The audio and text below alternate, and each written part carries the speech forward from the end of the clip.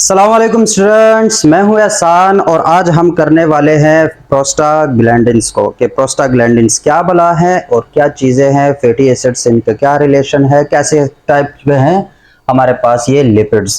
तो आज हमारे पास टॉपिक ऑफ डिस्कशन क्या होने वाला है, प्रोस्टाग्लैंडिन्स। अब नाम हर जगह तुम लोगों ने सुना होगा, कहीं पर भी बायोकेमिस्ट्री में, इम्यूनिटी में, हार्मोन्स में, कहीं ना कहीं आप लोगों ने प्रोस्टाग्लैंडिन्स का नाम जो है वो सुना होगा। तो अगर मैं बेसिक इसकी बता दूं तो प्रोस्टाग्लैंडिन्स बेसिकली हमारे पास फैटी एसिड्स के डेरिवेटिव्स हैं। क्या है हमारे पास? फैटी एसिड्स के डेरिवेटिव्स है। याद है तुम लोगों को, हम लिपिड्स की सीरीज स्टार्ट किए हुए हैं और उसमें हमने फैटी एसिड्स, फास्फोलिपिड्स, ग्लाइसरोल्स, उसके बाद डाइएसाइल, ट्राइएसाइल ग्लाइसरोल्स, उसके बाद फिर वैक्सेस और ये सारी चीजें जो ना उसको करते आ रहे हैं।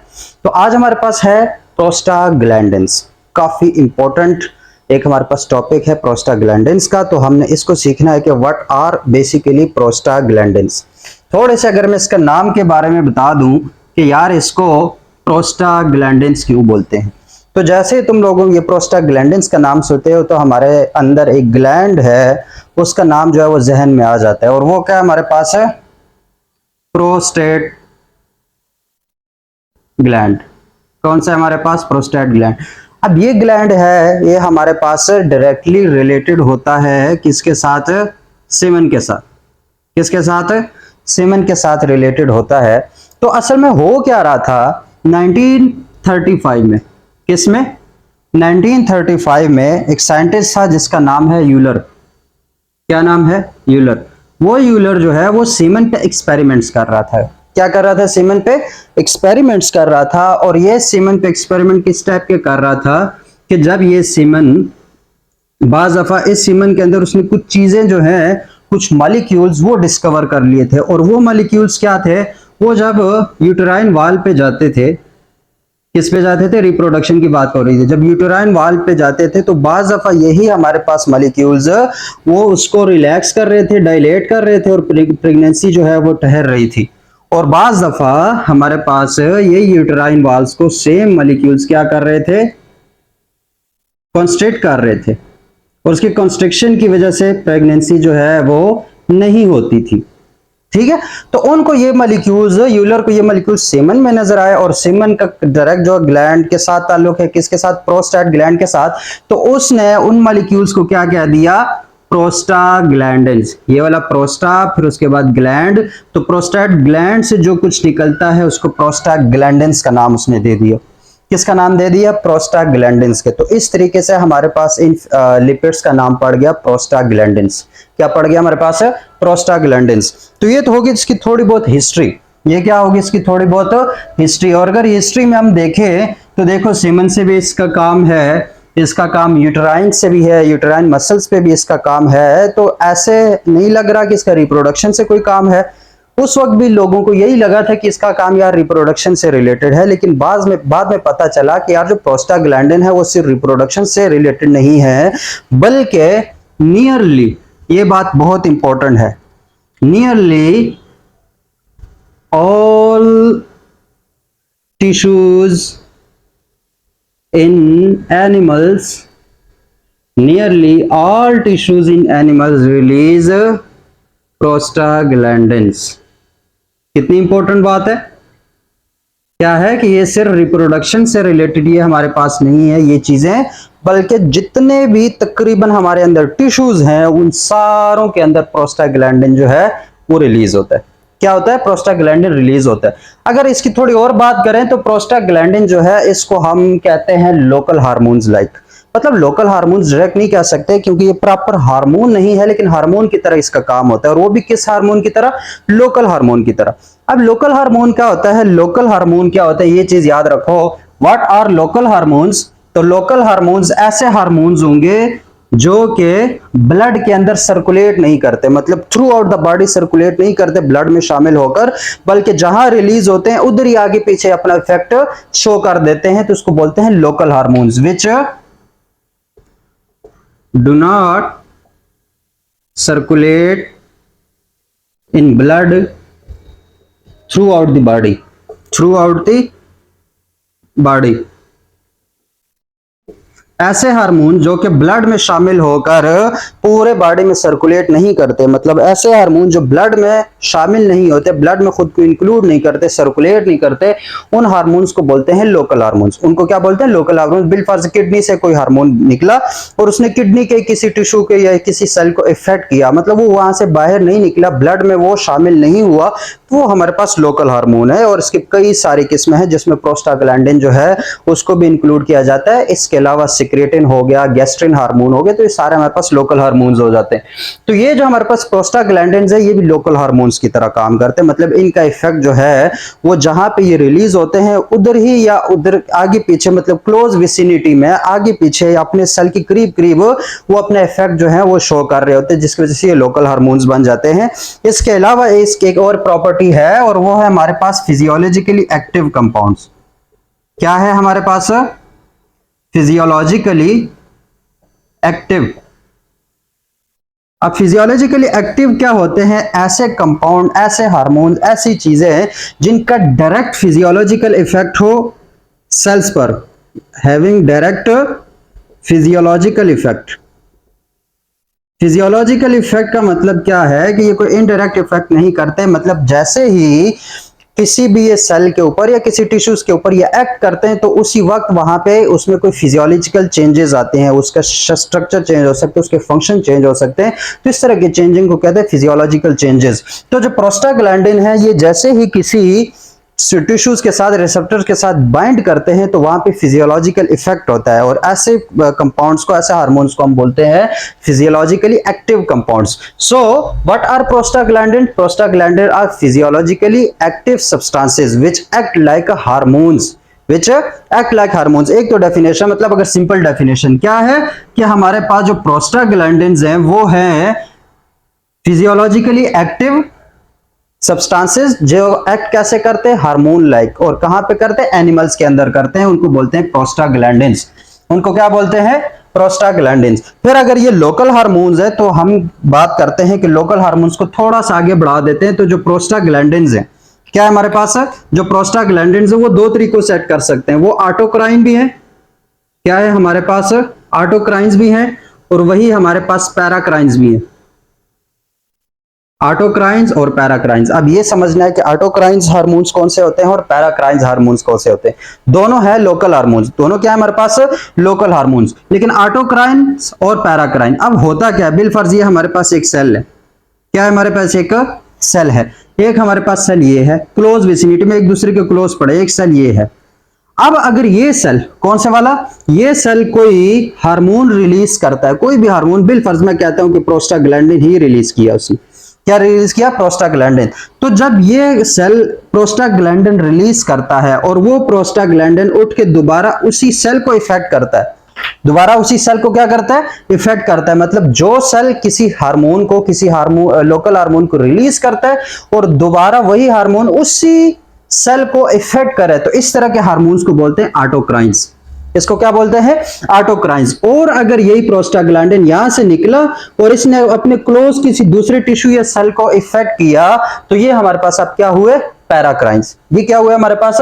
पैराक्राइन्स। सो प्रोस्टाग्लैंडिन्स ऑटोक्राइन्स भी हो सकते हैं और पैराक्राइन्स भी हो सकते हैं। मतलब क्या हुआ कि जो सेल्स प्रोस्टाग्लैंडिन्स को रिलीज कर रहे हैं वो उन प्रोस्टाग्लैंडिन्स, वो प्रोस्टाग्लैंडिन उन्हीं सेल्स को भी इफेक्ट कर सकते हैं और उनके क्लोज दूसरे सेल्स को भी इफेक्ट कर सकते हैं। तो ये एक इंपॉर्टेंट बात हुई।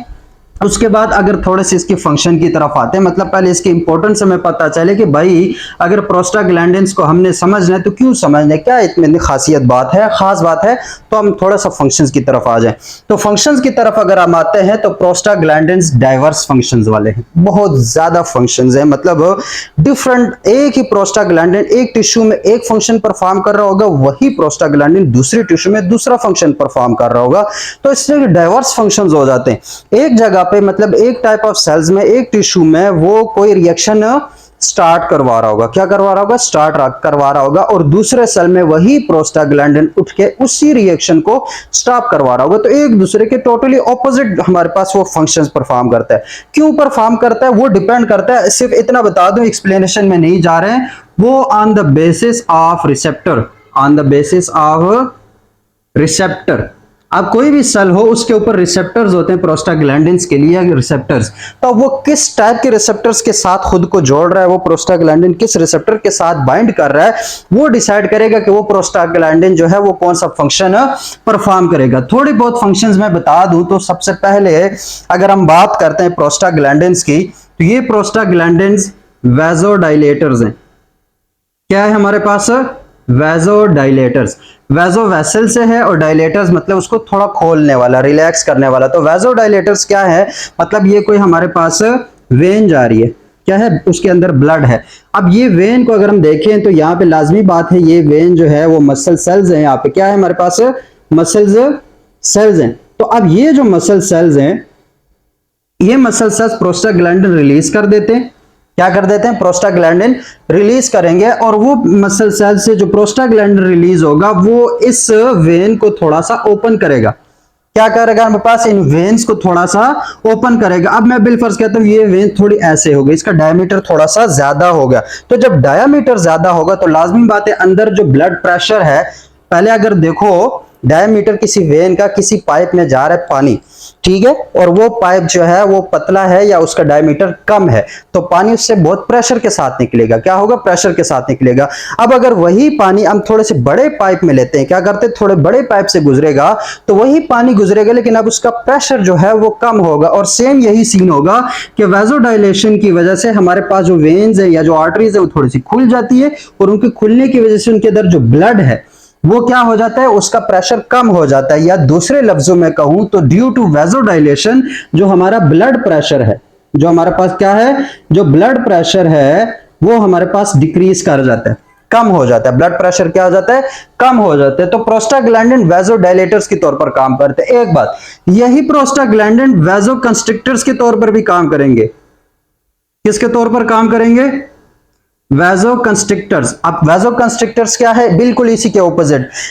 वैसोडाइलेशन का मतलब उसको खोल देना, वैसोकंस्ट्रिक्शन का मतलब होता है अब उसको तंग कर देना। क्या कर देना? तंग कर देना। मतलब ये पहले ऐसे था, अब ये दोबारा से वैसोकंस्ट्रिक्ट कर गया, वो वेन्स वो तंग हो गई। तो जब वो तंग होंगी तो उसके बाद क्या होगा? इसके अंदर जो ब्लड प्रेशर है वो क्या कर जाएगा? इंक्रीज। सो वैसोडाइलेटर्स क्या होंगे? वो ब्लड प्रेशर को डिक्रीज कर रहे हैं। वैसोकंस्ट्रिक्शन जब होंगे तो वो हमारे पास ब्लड प्रेशर को इंक्रीज कर देंगे।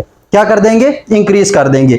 इसी तरीके से हमारे पास जब ये प्रोस्टाग्लैंडिन्स प्लेटलेट्स के पास आते हैं, किसके पास आते हैं? प्लेटलेट्स के पास आते हैं। तो वो प्लेटलेट्स के पास आने की वजह से ब्लड क्लॉटिंग में हेल्प आउट करेंगे। क्या करेंगे? ब्लड क्लॉटिंग में हेल्प आउट करेंगे। सही हो गया। प्लेटलेट्स के साथ मिलते हैं तो ब्लड क्लॉटिंग में हेल्प आउट कर रहे हैं। यही प्रोस्टाग्लैंडिन्स जब प्लेटलेट्स के साथ नहीं होते तो ब्लड क्लॉटिंग को मना करेंगे, ब्लड क्लॉटिंग नहीं होने देंगे। जो एक्स्ट्रा ब्लड क्लॉटिंग है उसको नहीं होने देंगे। मतलब प्रोस्टाग्लैंडिन एक काम करते भी हैं, दूसरे टाइम में वो काम नहीं करते। इसी तरह अब वैसोडाइलेशन भी कर रहे हैं, वैसोकंस्ट्रिक्शन भी कर रहे हैं। इसी तरीके से हमारे पास जो प्रोस्टाग्लैंडिन्स है वो मसल्स को भी इफेक्ट करते हैं, मसल्स को रिलैक्स भी करते हैं, कंस्ट्रिक्ट भी करते हैं। क्या करते हैं? मसल्स को रिलैक्स भी करते हैं, कॉन्स्ट्रिक्ट भी करते हैं। और ज्यादातर जो हमारे पास रिप्रोडक्टिव सिस्टम्स में आते हैं, किस में आते हैं? रिप्रोडक्टिव सिस्टम्स में हमारे पास इन प्रोस्टाग्लैंडिन्स की वजह से क्या होगा कि जब ये मसल्स को रिलैक्स करेंगे तो उसकी वजह से प्रेगनेंसी होगी। यूटेराइन मसल्स को क्या करेंगे? रिलैक्स करेंगे तो उसकी वजह से प्रेगनेंसी हो जाती है। अगर वो उसको कंस्ट्रिक्ट करें तो उसकी वजह से प्रेगनेंसी नहीं होती। तो एक ही प्रोस्टाग्लैंडिन्स की टाइप्स हैं और वो डिफरेंट टाइम्स में डिफरेंट फंक्शंस जो है वो परफॉर्म हो रहे होते हैं। तो इतने ज्यादा इसके वास्ट फंक्शंस है। इसके अलावा सबसे इंपॉर्टेंट इसका एक फंक्शन और है जो कि तुम लोग इम्यूनिटी के चैप्टर में पढ़ते हो, वहां पर भी प्रोस्टाग्लैंडिन्स जो है वो बहुत ज्यादा इन्वॉल्व हो जाते हैं। और वो क्या है हमारे पास? Inflammatory response. कुछ याद आया? कौन सा? जो प्रोस्टाग्लैंडिन्स के एक और फंक्शन है वो है हमारे पास इन्फ्लेमेटरी रिस्पॉन्स। अब इन्फ्लेमेटरी रिस्पॉन्स क्या है? इम्यूनिटी के अंदर तुम लोग या तो पढ़ चुके हो या इंशाल्लाह पढ़ोगे, लेकिन इन्फ्लेमेटरी रिस्पॉन्स में क्या होता है कि जब कोई बैक्टीरिया या कोई चीज हमारे अंदर आती है तो हमारे बॉडी का टेम्परेचर ज्यादा हो जाता है, इन्फ्लेमेशन हो जाती है, पेन हो जाता है। तो ये सारी चीजें इन्फ्लेमेटरी रिस्पॉन्स में आती है। इन्फ्लेमेटरी रिस्पॉन्स में मेन चीज क्या है? इन्फ्लेमेशन है। क्या है हमारे पास? इन्फ्लेमेशन। और इन्फ्लेमेशन की बेसिकली 4 हमारे पास स्टेप्स हैं। सबसे पहला स्टेप होता है रेडनेस। क्या है हमारे पास? रेडनेस। रेडनेस क्या है कि बिलफर्ज हमारे पास एक, ये हमारा कोई हाथ है जैसे भी बन गया, यहां पे कोई इन्फ्लेमेशन होती है, क्या है, यहां पे हमारे पास कोई इन्फ्लेमेशन होती है, तो इन्फ्लेमेशन की वजह से सबसे पहले क्या होगा, वो जगह सुर्ख हो जाएगी, रेडनेस आ जाएगी, वहां पे क्या आ जाएगी, रेडनेस आ जाएगी। एक बात, वहां पे रेडनेस आ गई। दूसरी बात, रेडनेस के बाद वहां पे हीट। दूसरी बात हीट, वो जगह जो है बॉडी, जो बाकी बॉडी के लिहाज से वो क्या होती है हमारे पास, वो चीज होती है गर्म। क्या होती है, वहां पे टेम्परेचर थोड़ा ज्यादा होता है, जहां पे स्वेलिंग हुई होती है, मतलब जहां पे सोजिश हो रही होती है, एक तो वहां पे रेडनेस है, ऊपर से वो जगह क्या है, थोड़ी सी गर्म होती है, बाकी बॉडी के टेम्परेचर के लिहाज से वो थोड़ी सी गर्म होगी। तीसरी बात ये है पेन। क्या है? पेन। तो पेन क्या होगा कि उस जगह पे दर्द भी महसूस हो रहा होगा, वहां के जो पेन रिसेप्टर्स हैं वो हमारे पास एक्टिव होंगे, तो वहां पे दर्द भी महसूस हो रहा होगा। और नंबर 4 पे क्या है, स्वेलिंग। क्या है हमारे पास? स्वेलिंग। वो जगह थोड़ी सी सूज भी जाएगी, वो जो जहां पे इन्फ्लेमेशन हुई है वो जगह उसमें सूजन हो जाती है। तो ये सारी चीजें क्या है, ये इन्फ्लेमेटरी रिस्पॉन्स है। ये क्या है हमारे पास? Inflammatory response. तो इस इन्फ्लेमेटरी रिस्पॉन्स में देखो, इसमें भी इन्वॉल्व हमारे पास क्या है, प्रोस्टाग्लैंडिन्स इन्वॉल्व है। कौन से इन्वॉल्व है? प्रोस्टाग्लैंडिन्स। और वो प्रोस्टाग्लैंडिन्स को अगर हम देखें तो देखें, एक तो ये हीट को इंक्रीज कर रहे हैं, ठीक है, हीट क्या कर रहे हैं, इंक्रीज कर रहे हैं। उसके बाद जो पेन रिसेप्टर्स हैं, क्या है हमारे पास, जो पेन रिसेप्टर्स हैं वो भी एक्टिव हो जाते हैं। पेन रिसेप्टर्स एक्टिव होंगे हमारे बॉडी के किसी जगह पर, तो वहां पे हमें दर्द महसूस होगा। क्या महसूस होगा? पेन महसूस होगी, दर्द महसूस हो रही होगी। तो वो जो पेन रिसेप्टर्स है उनको कौन एक्टिव कर रहा है? प्रोस्टाग्लैंडिन्स। क्या कर रहे हैं? प्रोस्टाग्लैंडिन्स। अब यही प्रोस्टाग्लैंडिन्स जो है वो हमारे माइंड की तरफ, अगर कोई ऐसा बैक्टीरिया, ऐसा कोई जरासीम आ गया जो कि ऐसे नहीं मर रहा, तो हमारे पास प्रोस्टाग्लैंडिन्स दिमाग के पास जाते हैं, और ब्रेन के अंदर एक जगह है, एक सेंटर है जिसको बोलते हैं हाइपोथैलेमिक थर्मोस्टेट। क्या बोलते हैं उसको? Hypothalamic thermostat. तो अब ये जो हाइपोथैलेमिक थर्मोस्टेट है, ये जो ब्रेन का पार्ट है, ये क्या करता है, ये बेसिकली बॉडी का जो टेम्परेचर है उसको कंट्रोल कर रहा होगा। अब बिल फर्ज हमारे पास जब नॉर्मल बंदा होता है उसका हाइपोथैलेमिक थर्मोस्टेट में एक सेट पॉइंट होता है, टेम्परेचर का एक पॉइंट होता है जहां पर सारी बॉडी का टेम्परेचर एक जैसा रहता है। बिल फर्ज वो 37.5 या 7 जो भी है, इतनी डिग्री उसका सेट पॉइंट है। तो प्रोस्टाग्लैंडिन हाइपोथैलेमिक थर्मोस्टेट के पास जाते हैं और वहां पे वो सेट पॉइंट जो है उसको चेंज कर देते हैं। क्या कर देते हैं? बिल फर्ज वो सेट पॉइंट अब 38 पे चला गया। किस पे चला गया? 38 पे। तो कुछ घंटों में हमारे बॉडी में ओवरऑल क्या होना शुरू हो जाएगा, हमारे बॉडी का टेम्परेचर ज्यादा होना शुरू हो जाएगा। जब ज्यादा होना शुरू हो जाएगा तो उसकी वजह से हमारे अंदर एक कंडीशन शुरू हो जाती है जिसको बोलते हैं फीवर। क्या बोलते हैं? फीवर, बुखार जिसको बोलते हैं। तो वो बुखार कैसे होता है? ड्यू टू प्रोस्टाग्लैंडिन सिंथेसिस, कि जब ये प्रोस्टाग्लैंडिन बनते हैं, हाइपोथैलेमस स्टेट के पास जाते हैं, तो वहां पे वो सेट पॉइंट चेंज कर देते हैं और इसकी वजह से हमें बुखार होना शुरू हो जाता है। इसको एक टेक्निकल टर्म है जिसको बोलते हैं पायरेक्सिया। क्या बोलते हैं? पायरेक्सिया। तो बुखार को या फीवर को टेक्निकल टर्म्स उसकी क्या है? पायरेक्सिया। ठीक हो गया। तो ये हमारे पास किसके फंक्शन हो गए? ये भी हमारे पास प्रोस्टाग्लैंडिन्स के फंक्शन हो गए। तो जब इतने डाइवर्स फंक्शंस हैं तो क्या हमें प्रोस्टाग्लैंडिन्स को सीखने की जरूरत नहीं है? बताओ जरा, सीखने की जरूरत है ना हमें प्रोस्टाग्लैंडिन्स को, कि यार प्रोस्टाग्लैंडिन्स क्या है, इतने ज्यादा इंपॉर्टेंट इनके फंक्शन है। ये अगर फीवर करवा रहा है, पेन करवा रहा है, तो इसको यार रोकने की भी तो कभी कभी जरूरत पड़ेगी ना। ये सब कुछ करना है तो उसके लिए सबसे पहले हमें क्या करना है? प्रोस्टाग्लैंडिन्स में देखो हमने उसका फंक्शंस हर लिहाज से वो देख लिया कि कितना इंपॉर्टेंट है। तो फिर क्या हमें जरूरत नहीं है कि हम उसके स्ट्रक्चर को देखें?